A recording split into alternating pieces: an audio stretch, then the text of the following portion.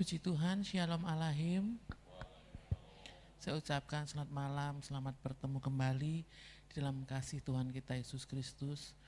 Bersyukur kepada Tuhan kalau pada kesempatan malam hari ini kita kembali bertemu, walaupun mungkin kami yang ada di gereja, Bapak Ibu ada di rumah masing-masing, tetapi biarlah pertemuan kita di dalam ibadah kita malam hari ini menyatukan kita di dalam memuji dan memuliakan nama Tuhan.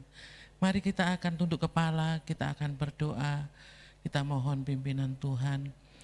Allah Bapa kami yang bertahta dalam kerajaan surga, kami mengucap syukur Tuhan atas kemurahan Tuhan yang ada dalam kehidupan kami sepanjang hari. Tuhan memimpin menyertai kehidupan kami. Bahkan pada malam hari ini Tuhan berikan kami kemenangan untuk kami belajar merendahkan hati dan diri kami di hadapan Tuhan melalui setiap pujian yang akan kami naikkan, setiap penyembahan yang akan kami naikkan pada malam hari ini. Biarlah boleh menyenangkan hati Tuhan melalui kesungguhan hati kami. Dan Tuhan, kami mohon pimpinan Tuhan untuk memimpin ibadah kami menyerahkan dari awal pertengahan hingga akhirnya. Engkau sendiri yang mengambil pucuk pimpinan, menjamah setiap hati kami untuk kami boleh memuliakan nama Tuhan. Terima kasih Tuhan, terima kasih. Kami serahkan ibadah kami hanya di dalam satu nama Tuhan kami Yesus Kristus, Allah kami yang hidup. Haleluya, amin. Kita akan awali dengan pujian Yesus kemuliaan-Mu memulihkan hatiku.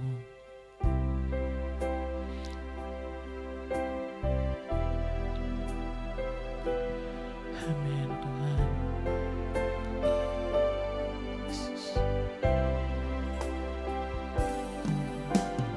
Yesus kemuliaan-Mu pulihkan hatiku. Yesus kemuliaan-Mu berkati hidupku. Yesus kemuliaan-Mu, Yesus kemuliaan-Mu pulihkan hatiku. Yesus kemuliaan-Mu berkati hidupku. Segala pujian syukur bagimu, Kau hadir dalam hidupku. Kini ku datang sujud di hadapan-Mu, memuji-Mu, menyembah-Mu. Yesus, ku menyembah-Mu. Yesus kemuliaan-Mu pulihkan hatiku. Yesus kemuliaan-Mu berkati hidupku. Segala pujian syukur bagimu, Kau hadir dalam hidupku. Kini ku datang sujud di hadapan-Mu, memuji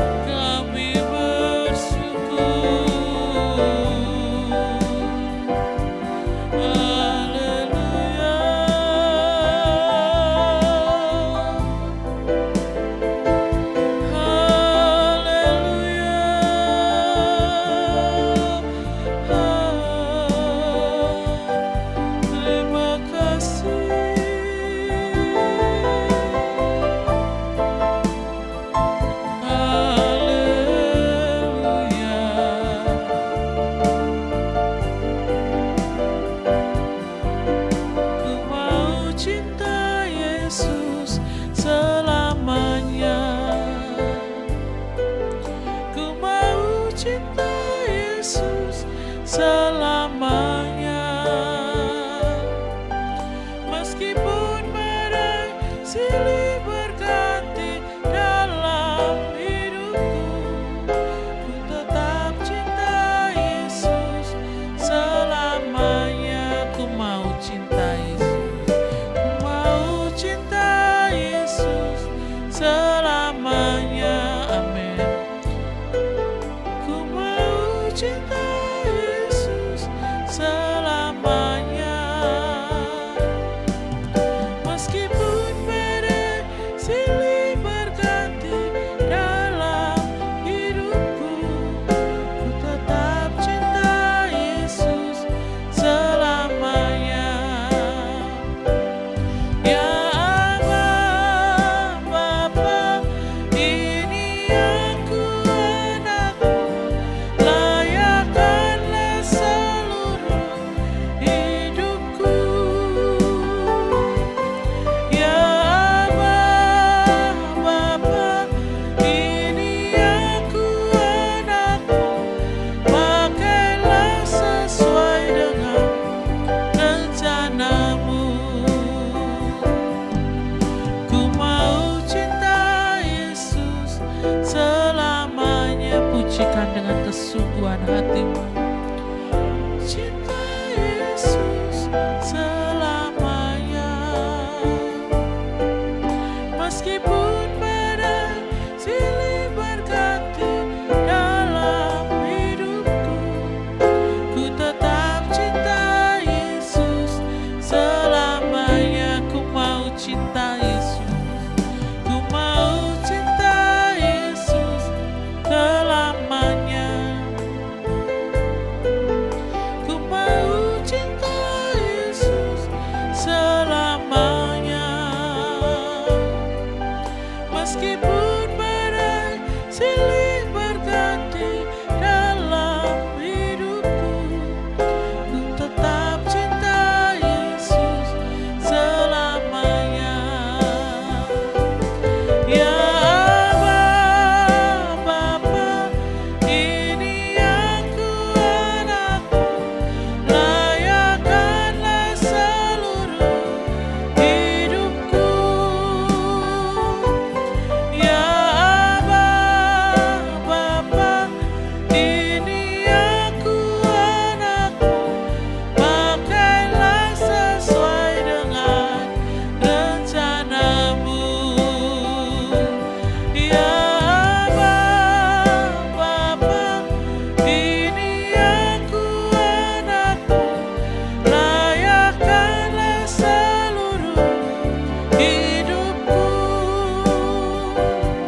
Ya Allah Bapa, ini aku anakmu, pakailah sesuai dengan rencanamu. Ya Allah Bapa, ya Allah Bapa, ini aku anakmu, layakkanlah seluruh hidupku.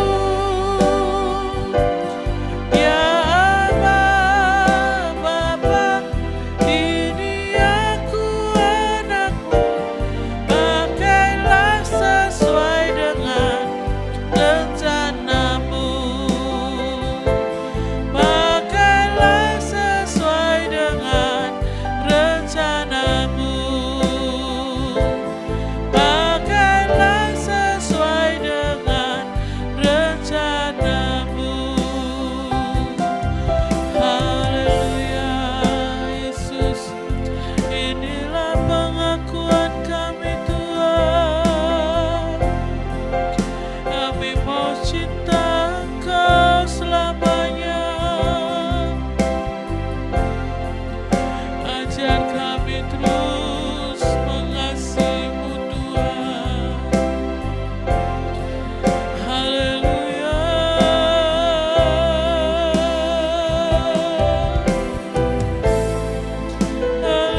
Haleluya Yesus. Yesus.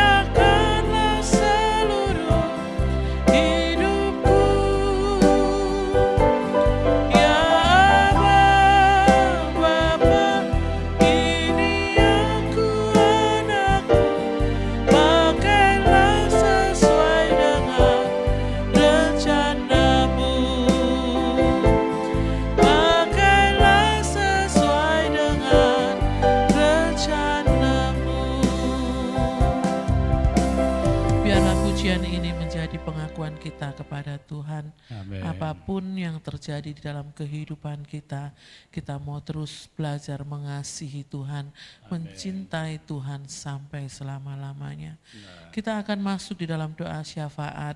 Kita terus berdoa untuk pekerjaan Tuhan di tempat ini, biar kiranya Tuhan memberkati baik dalam pelayan-pelayan Tuhan yang ada, jam-jam ibadah, juga jemaat Tuhan, mulai dari kanak-kanak sampai lanjut usia. Tuhan memberkati, biar semua pekerjaan Tuhan di tempat ini boleh berjalan dengan baik sesuai dengan kehendak Tuhan.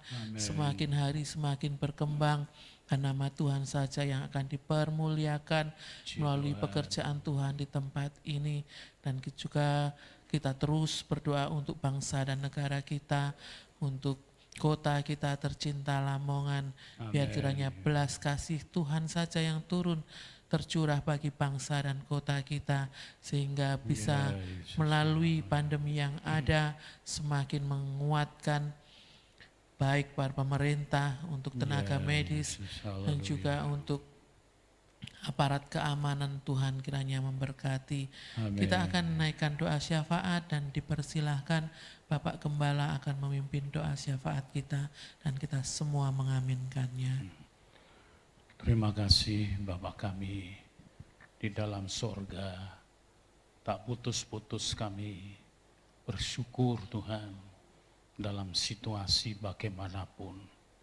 Kami selalu menemukan Tuhan di sana sebagai penolong, pencerah situasi, dan membuat kami selalu bertambah mengerti dan iman kami dipertambahkan di dalamnya.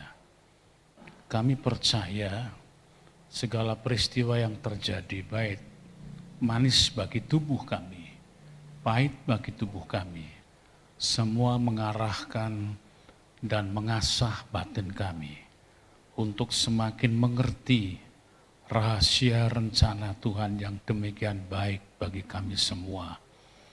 Terlebih Tuhan, bagi bangsa kami, bagi pemerintahan kami, biar kiranya para pejabat di pusat sampai di daerah semakin bijaksana sesuai dengan hikmat pimpinan Roh-Mu, bukan hikmat dari golongan, bukan hikmat dari berbagai aliran, berbagai politik, dan bukan juga hikmat dari karena kepandaian manusia, karena semuanya akan berujung berorientasi hanya pada kepentingan sendiri.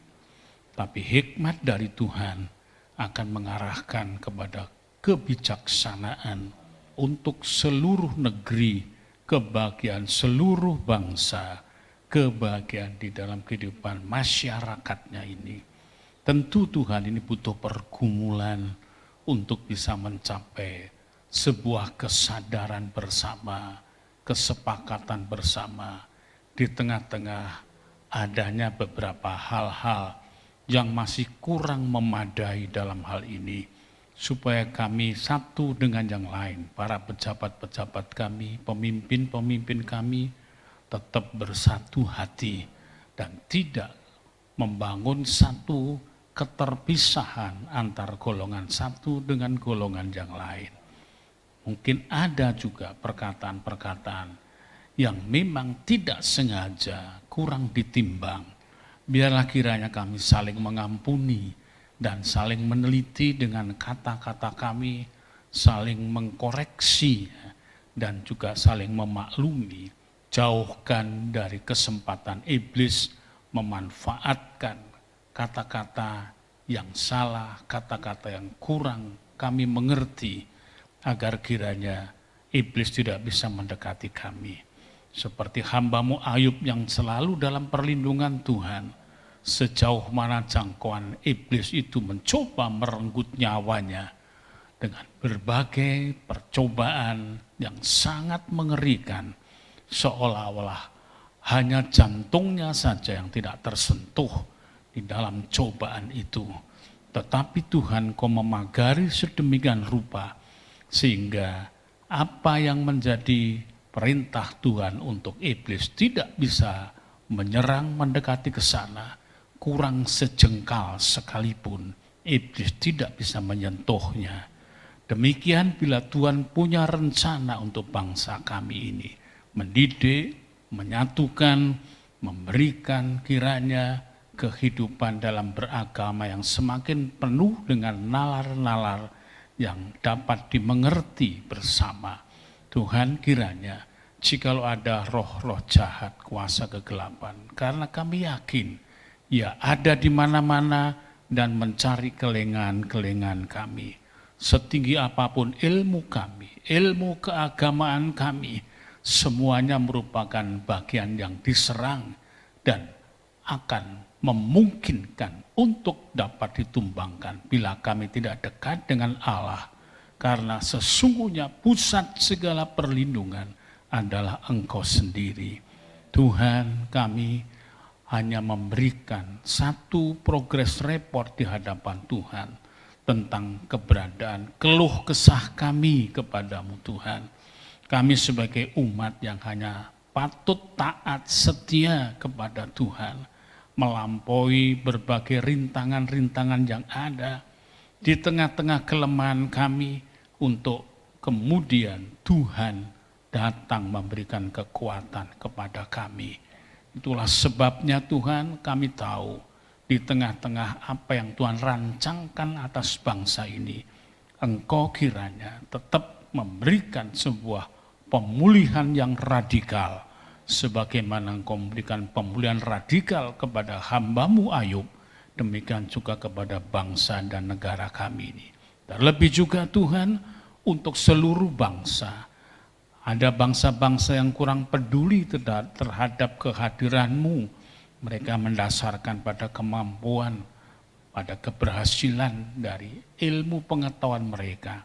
Tuhan, Engkau punya rencana mereka untuk menundukkan dirinya. Demikian juga untuk bangsa kami. Kiranya Tuhan biar masing-masing saling menundukkan diri sebagaimana hamba-Mu Salomo, sebagaimana hamba-Mu Daud, yang pada saat-saat tertentu dia membentur tembok di dalam pengalaman sistem pemerintahannya. Maka beliau-beliau ini tunduk di hadapan Tuhan, koreksi diri, kemudian menyucikan diri. Tuhan, kiranya biar para pejabat kami, pimpinan kami di pusat, mulai presiden, wakil presiden, DPR RI, para pejabat-pejabat tinggi dari partai politik, dan juga mereka-mereka para menteri, Tuhan biar mengkoreksi diri. Dan mereka juga yang selalu bergabung di dalam kehidupan perdebatan, yang telaahnya demikian rupa kadang-kadang out of context-nya. Tuhan tolong, kami manusia di dalam berupaya memang menuju pada keinginan untuk baik, tetapi di tengah jalan tidak dapat menahan emosi dan kemarahan, karena kata-kata yang diterima kadang-kadang kurang dapat dimengerti dan kadang-kadang melampaui daripada pemikiran satu terhadap yang lain, sehingga terjadi pertentangan. Karena itu Tuhan, sejukkan suasananya, sejukkan kiranya Tuhan kata-katanya, biar mereka tahu dan menyadari semua yang sedang melakukan berbagai perdebatan, terutama yang ada di tengah-tengah forum resmi itu, sejukkan hatinya Tuhan, biar melapangkan dadanya untuk bisa mengerti bukan dari sisi intelektualitasnya saja, tetapi dari sisi bagaimana kemudian keberadaan psikologisnya. Bapa, kami yakin Engkau tetap menyertai. Tuhan menyertai kiranya para pejabat-pejabat keamanan, yaitu TNI, Polri, dan juga sistem-sistem pengamanan dalam berbagai bentuknya, baik yang ada di instansi, di perkantoran, di tempat-tempat perumahan. Tuhan, biar Tuhan lindungi mereka dalam berjaga, karena mereka semuanya telah mengorbankan sisi dari milik pribadinya, waktu, tenaga, pikiran, bahkan juga nyawanya. Sudah terbukti ada beberapa yang dianiaya, ada beberapa yang dicidrai, tetapi biarlah mereka bertahan. Perlindungan Tuhan kami harapkan, agar kiranya bangsa ini dalam menata keamanannya, baik dalam sistem pengamanan yang lainnya, beserta TNI dan Polri, Tuhan memberikan kiranya wibawa dalam kehadiran mereka. Begitu mereka hadir, mereka ada pada pos-pos dari tugas mereka masing-masing. Roh-roh jahat yang mencoba untuk memakai sosok-sosok tertentu, biar mereka bergetar hatinya dan mereka takut berbuat sesuatu. Karena sebagaimana kami membaca tentang keberadaan dari Yosua, Tuhan Engkau juga mau tolong kiranya, karena bala tentara sorga itu datang melindungi umatnya yang taat dan takut akan Tuhan. Bapa yang baik, terima kasih Tuhan, juga tentang perekonomian dari negeri kami ini, bangsa kami. Tuhan kiranya tangani bersama, berikan kiranya jalan keluar, karena tentu anggaran yang begitu banyak dikeluarkan untuk berbagai sektor-sektor dalam mengamankan negeri ini dan di dalam memperjuangkan keberadaan dari masyarakat yang kehilangan pekerjaan, kekurangan dari mata pencaharian, dan yang praktis mereka kemudian ada yang kurang cerdas, kurang tangkas. Mereka hanya tinggal di rumah dalam kebingungan. Tuhan, tengoklah mereka, agar mereka juga mendapatkan kesegaran berpikir, kesabaran dalam menerima segala sesuatu, namun tidak mendapatkan satu benturan-benturan yang menghancurkan mereka, karena Engkau Tuhan yang selalu menolong dan melindunginya. Terima kasih Bapak, terima kasih juga para tenaga medis, dokter, para perawat, nah mereka ada di pusat-pusat dari rumah sakit yang besar, rumah sakit kecil, puskesmas, semuanya dalam menghadapi jumlah penderita COVID ini Tuhan. Banyak kemudian kebingungan oleh karena masalah tempat penampungannya, masalah bagaimana tenaga medisnya dalam membagi perawatan yang intens Tuhan. Tentu ini kesukaran karena sudah banyak korban-korban yang mereka berguguran rela untuk menyerahkan nyawanya. Tapi jangan menjadi takut bagi yang lain. Tuhan lindungi. Amin. Bukan berarti kami melihat mereka yang berguguran itu merupakan kegagalan. Tidak Tuhan. Karena pada zaman hamba-hambamu, zaman para nabimu, banyak hal demikian. Namun unggul seperti Elia, seperti Elisa. Semuanya adalah yang pernah mengalami masa-masa kritis seperti ini. Tapi Tuhan tampil sebagai pelindung yang agung. Bahkan tatkala itu engkau sendirian bergumul dalam tanda bahasa kemanusiaan kami, engkau membela sedemikian rupa. Tuhan terima kasih. Kami tahu firman-Mu sedang kau susun untuk bisa memberikan kami semuanya pengertian yang gamblang. Pengertian yang jelas, membangkitkan iman kami. Dan menundukkan logika-logika kami di dalam logika Alkitabiah, logika firman-Mu, bahkan logika Allah sendiri. Sehingga kami tidak bertentangan dengan rancangan Tuhan, tapi kami tunduk, dan ketundukan kami bukan membiarkan Tuhan itu akan kehancuran kami, tapi Tuhan kau membela untuk tidak kau musnahkan kami di dalam kemarahan Tuhan yang besar.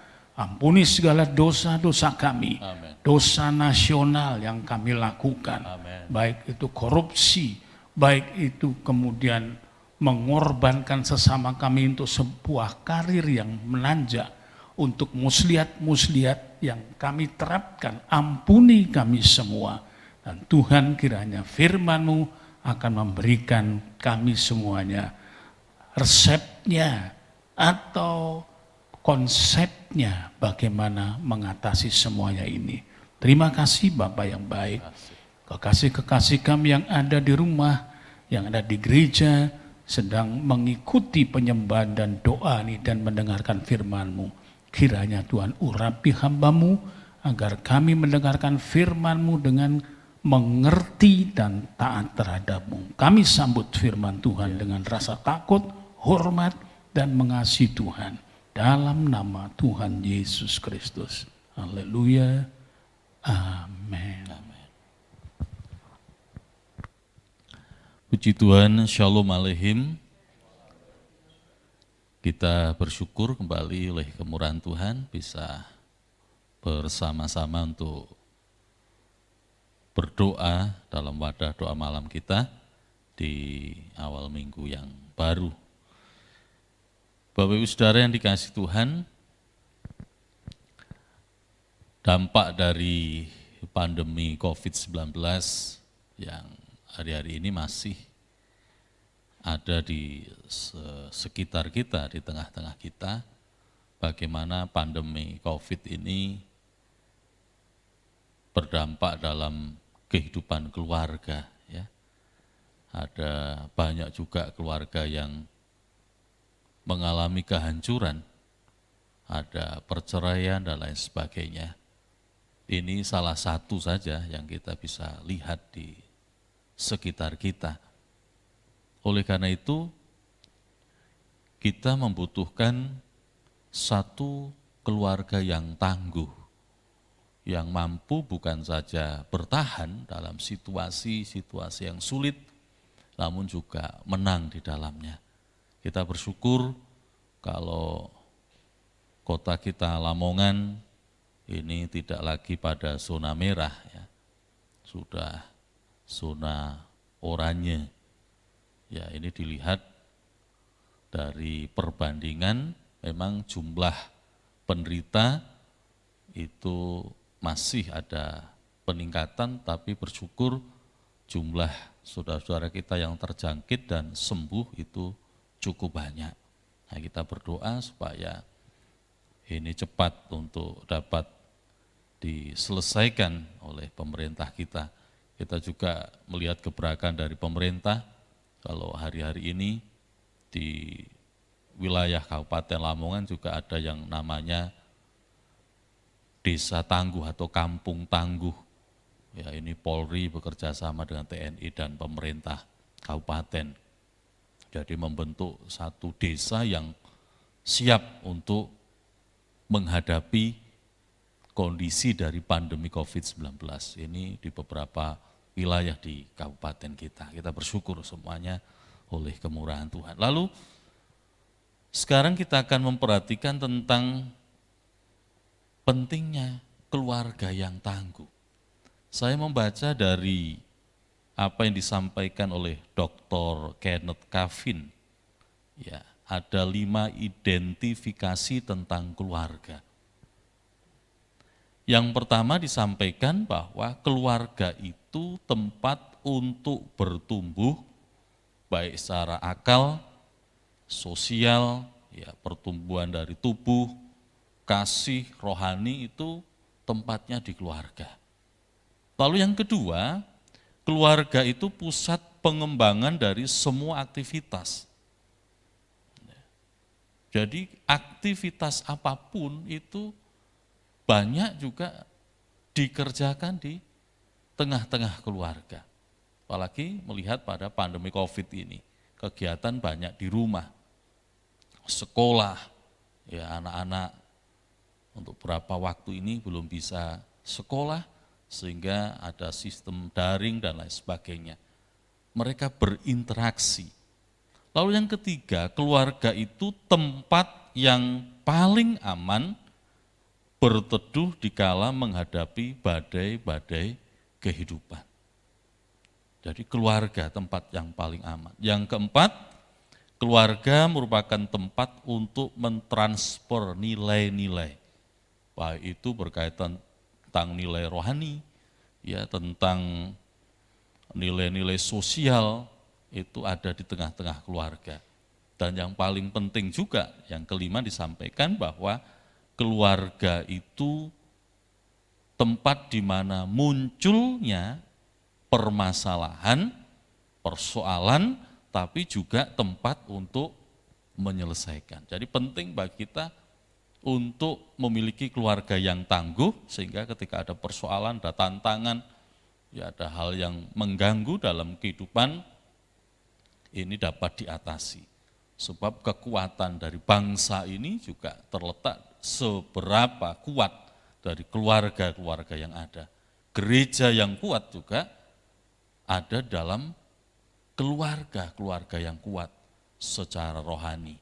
Ya, mereka kuat dalam jasmani mereka, rohani mereka, sehingga semua dapat bertumbuh dalam kasih Tuhan. Di kesempatan malam hari ini, saya ingin mengajak Bapak Saudara, kita akan memperhatikan dalam kitab Ayub pasal yang pertama. Saya tidak akan membahas tentang penderitaan di sini, tetapi saya ingin mengajak kita merenungkan tentang keluarga tangguh dari Ayub ini. Ayub pasal 1 ayat yang pertama sampai dengan yang kelima.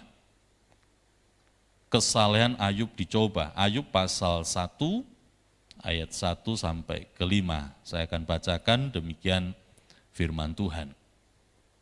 Ada seorang laki-laki di tanah Uz bernama Ayub.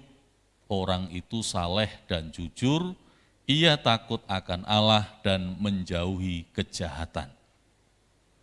Ia mendapat 7 anak laki-laki dan 3 anak perempuan. Ia memiliki 7.000 ekor kambing domba, 3.000 ekor unta, 500 pasang lembu, 500 keledai betina, dan budak-budak dalam jumlah yang sangat besar, sehingga orang itu adalah orang yang terkaya dari semua orang di sebelah timur. Anak-anaknya yang lelaki biasa mengadakan pesta di rumah mereka, masing-masing menurut giliran, dan ketiga saudara perempuan mereka diundang untuk makan dan minum bersama-sama mereka. Setiap kali apabila hari-hari pesta telah berlalu, Ayub memanggil mereka dan menguduskan mereka. Keesokan harinya pagi-pagi, bangunlah Ayub, lalu mempersembahkan korban bakaran sebanyak jumlah mereka sekalian, sebab pikirnya, mungkin anak-anakku sudah berbuat dosa dan telah mengutuki Allah di dalam hati. Demikianlah dilakukan Ayub senantiasa. Puji Tuhan. Saudara-saudara yang dikasihi Tuhan, memperhatikan apa yang kita baca dalam kitab Ayub. Tentu keluarga Ayub ini menjadi satu keluarga yang diidam-idamkan oleh banyak orang. Bagaimana Ayub menjadi seorang yang sangat mengasihi Tuhan. Ayub memiliki 10 orang anak, 7 laki-laki dan 3 perempuan. Pada waktu itu memiliki anak laki-laki dalam jumlah banyak, ini sebuah kekayaan yang besar. Lalu Ayub dikatakan adalah seorang yang terkaya.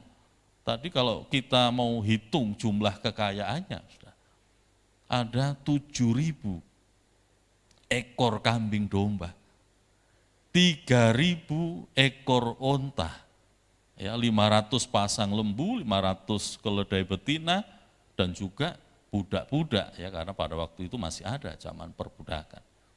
Jadi kekayaannya luar biasa. Kekayaan yang besar. Gambaran dari apa yang kita bisa lihat dalam pemahaman secara umum tentang keluarga yang bahagia. Keluarga besar, memiliki kekayaan yang besar, menjadi orang yang terpandang, terhormat, dan sebagainya. Tentu ini seringkali menjadi sebuah gambaran kerinduan dari sebuah keluarga. Lalu kembali kepada apa yang tadi kita bisa perhatikan tentang pandemi COVID-19 ini yang menyasar kepada semua orang, sehingga mengakibatkan ada beberapa keluarga yang mengalami keretakan, mengalami kehancuran. Lalu bagaimana dengan keluarga kita? Keluarga Kristen, anak-anak Tuhan, tentu menjadi keluarga yang tangguh. Keluarga seperti apa yang disampaikan dalam kitab Ayub ini perlu menjadi bagian kita. Oleh karena itu ada dua hal yang saya ajak renungkan bersama. Untuk memiliki sebuah keluarga yang tangguh, maka pertama kita mau belajar dari Ayub ini bahwa takut akan Allah menjadi kunci keberhasilan dari keluarga Ayub. Takut akan Allah. Dikatakan Ayub seorang yang saleh dan jujur. Ya, jadi dia memiliki sebuah integritas moral, ya, dan komitmen yang sungguh di hadapan Tuhan. Dia seorang yang saleh. Ia adalah seorang yang jujur. Dia adalah orang yang hidupnya kebenaran itu sama dalam perkataan, tindakan maupun pemikirannya. Ia seorang yang takut akan Allah dan menjauhi kejahatan. Jadi kita bisa perhatikan tentang keluarga Ayub ini.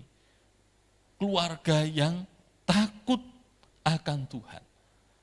Di dalam pemazmur, dalam Mazmur 128, Mazmur 128, ayat pertama dan kedua,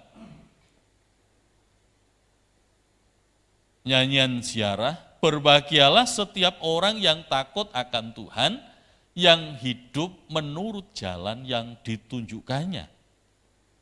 Apabila engkau memakan hasil jerih payah tanganmu, berbahagialah engkau dan baiklah keadaanmu. Ayat yang pertama tadi dituliskan tentang takut akan Allah. Berbahagialah setiap orang.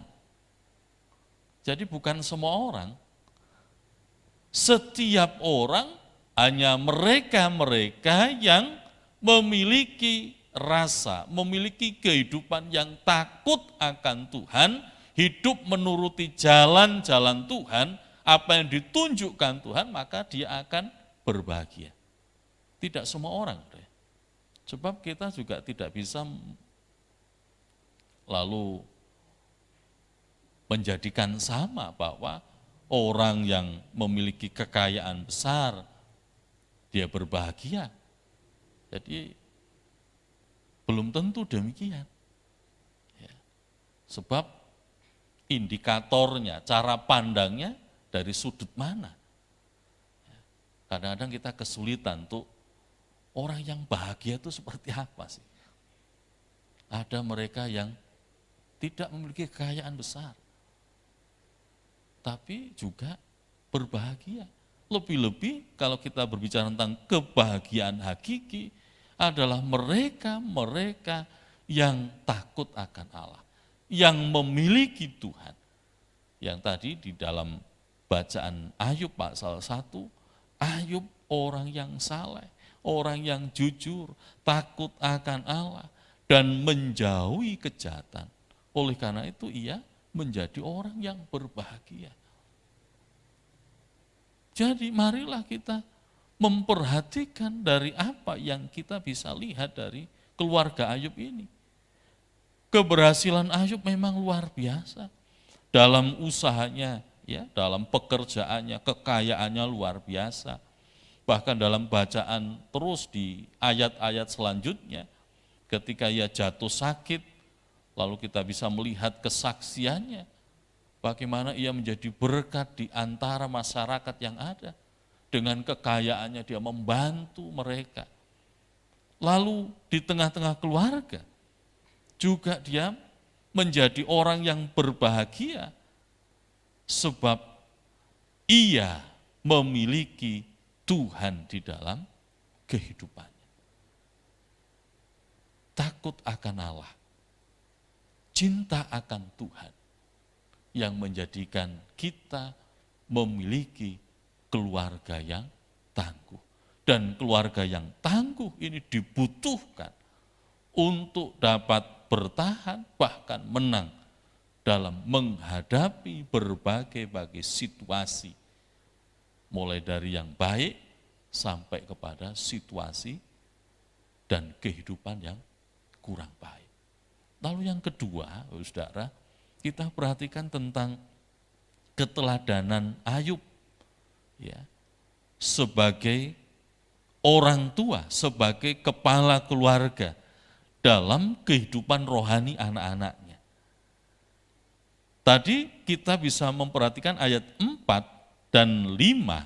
Ayat 5 dituliskan, setiap kali apabila hari-hari pesta telah berlalu, Ayub memanggil mereka, menguduskan mereka.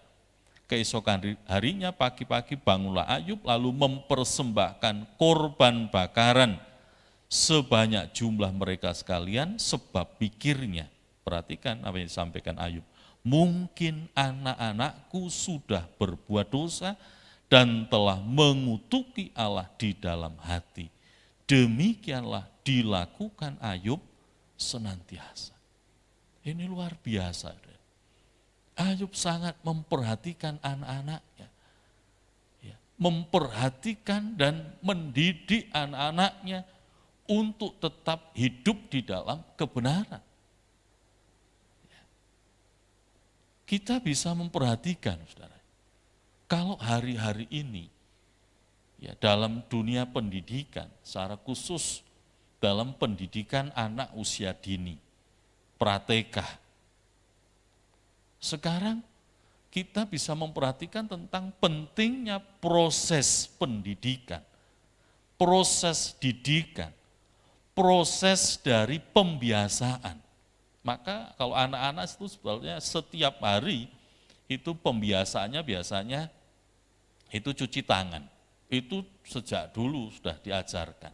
Cuci tangan. Jadi sebelum melakukan sesuatu atau sudah melakukan sesuatu harus cuci tangan. Antri. Ya. Lalu mengucapkan salam. Dan kalau dalam proses belajar mengajar, sekarang yang dinilai itu bukan hasil, saudara ya. Ini untuk anak-anak PAUD ya. Tapi yang dinilai itu proses. Jadi misalkan temanya tentang binatang. Binatang apa itu subtemanya misalkan binatang kambing. Kegiatannya apa? Misalkan mewarnai. Ya, mewarnai. Maka semua sudah disiapkan, mungkin krayonnya, mungkin kertasnya, gambarnya, maka anak-anak dikasih tahu ini binatang, ini namanya kambing. Hari ini kegiatan kita adalah mewarnai. Ya. Maka anak-anak diberikan krayon atau yang lainnya untuk mewarnai. Bukan, wah ini bagus ya, ini penuh, tidak, tapi bagaimana dalam proses mereka. Ada yang baru pertama pegang krayon saja belum bisa. Atau mungkin 1, 2, 3 garis saja, seret, sudah selesai, ditinggal lari sudah. Tapi ini terus berproses, dalam minggu pertama bagaimana, nanti minggu kedua, terus bulan pertama sampai 1 semester 6 bulan, lalu dilihat, oh sudah ada perkembangan, ada indikatornya. Dan kalau kita bisa perhatikan, pentingnya didikan ini, arahan. Dan kita bisa lihat bahwa hari-hari ini banyak, ya saya masih berbicara tentang pendidikan PAUD ya, ada banyak orang tua itu yang tidak sabaran. Ya. Jadi kalau lihat, oh ini kok seperti ini, sudah kamu duduk saja. Lalu dikerjakan orang tuanya. Pikirnya membantu. Padahal itu sedang membunuh secara tidak langsung kreativitas anak.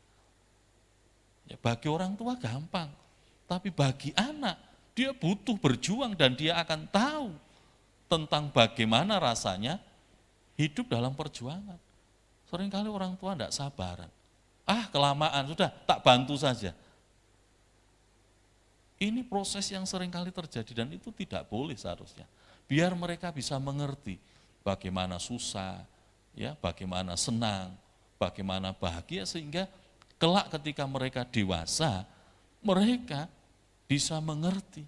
Termasuk juga didikan dalam kebenaran. Ayub senantiasa berdoa kepada Allah agar anak-anaknya senantiasa dalam berkat kemurahan Tuhan dan senantiasa pula memperoleh keselamatan yang daripada Tuhan. Dalam Amsal pasal 22 ayat 6. Amsal pasal 22 ayat 6. Didiklah orang muda menurut jalan yang patut baginya, maka pada masa tuanya pun ia tidak akan menyimpang daripada jalan itu. Didiklah orang muda menurut jalan yang benar, yakinlah bahwa nanti pada masa tuanya pun dia akan tetap mengikuti jalan yang benar. Amsal pasal 29 ayat 17. Didiklah anakmu, maka ia akan memberikan ketentraman kepadamu dan mendatangkan sukacita kepadamu. Didiklah anak.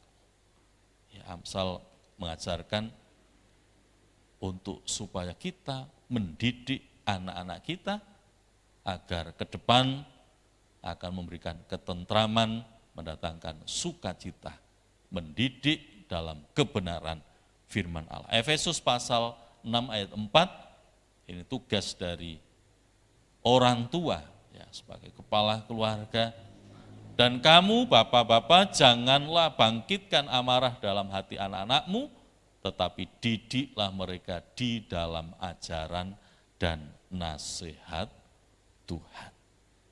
Ini pesan-pesan firman Tuhan, pentingnya keteladanan kita dalam hidup sehari-hari bagi anggota keluarga kita. Sama seperti Ayub memberikan keteladanan bagi anak-anak mereka. Bapak Ibu Saudara yang dikasihi Tuhan, marilah dalam perenungan kita di kesempatan malam hari ini, pentingnya kita memperhatikan keluarga kita, rumah tangga kita. Hendaklah kita menjadi keluarga yang tangguh di dalam Tuhan, sama seperti Ayub di hadapan Tuhan. Yang pertama, takut akan Allah menjadi kunci keberhasilan dari keluarga Ayub.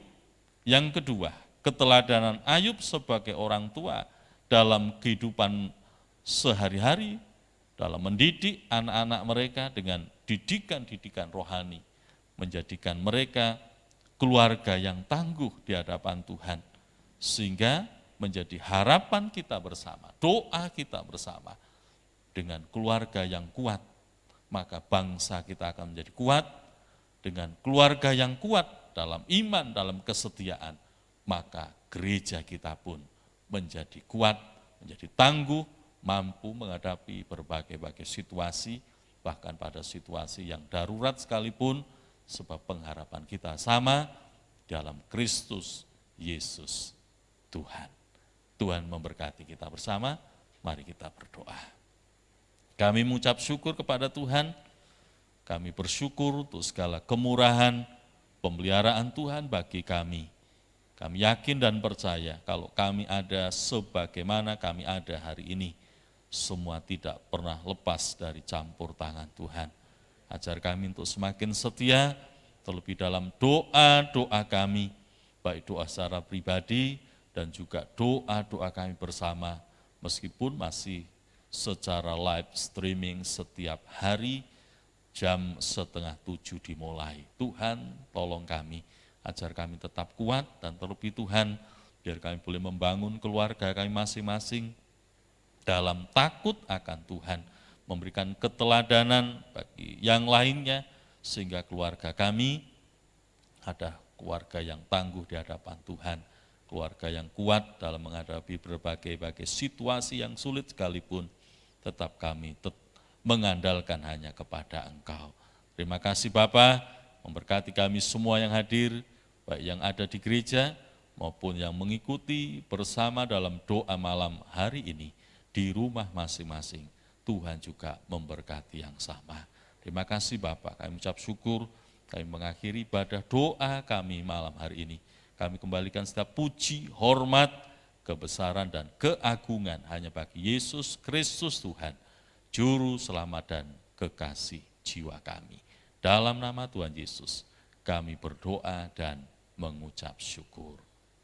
Amin.